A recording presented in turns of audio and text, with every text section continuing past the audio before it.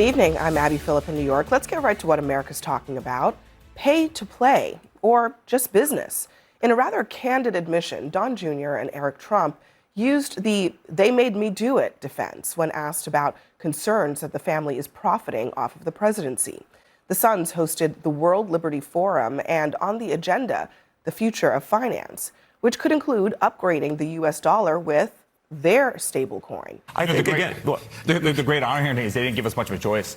When you had they created this monster. When you had every big bank in the world for doing nothing wrong, just based on the fact that we all wore a hat that said "Make America Great Again." My father happened to be running as a Republican, canceled us.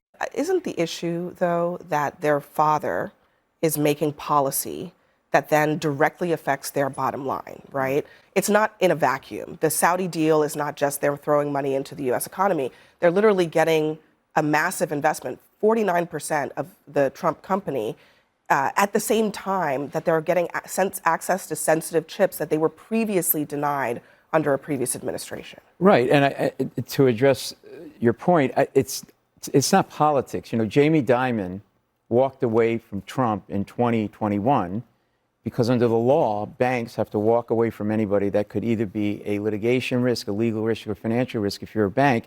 And he has a fiduciary duty to shareholders of the bank because Trump had 91 felony counts against him. And the other thing is he was a bad business risk. I mean, that's what this is about.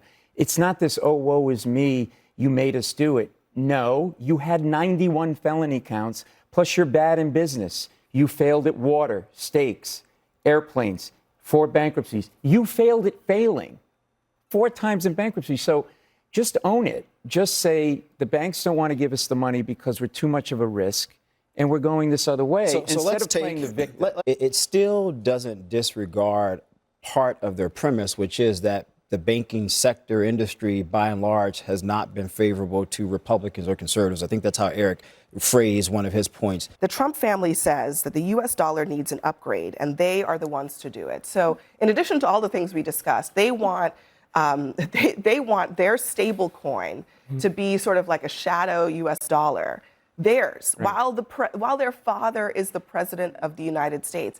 And I also failed to mention Steve Witkoff, who is a special envoy to the president. Right. His sons are also involved in all of this, too. How much policy is being influenced by all the tentacles of business interests and dealings that his family is actively engaging in and not shying away from it, by the way? No, I'm not being hyperbolic. It feels like Russia. It feels like that's how it works there. It's right out there. Now, for you to say, well, you know, it's been done in the past, fine. Listen, every administration, sure, people make money, but this is exponential, okay? And what upsets the American people, I think, is that they're not respected. Their intelligence isn't respected. They voted for him. He works for them. Yep. So don't sit there and spend from 2015 all over the Bidens. I mean, Trump was so obsessed with Biden's computer, like he could have worked at the Geek Squad for Best Buy, okay? Like it was insane. And then suddenly he flips a switch when he's in office and the money's just pouring in. And he's not even trying to pretend that there isn't some sort of duplicitous behavior going on. And that's what I think what upsets the American people.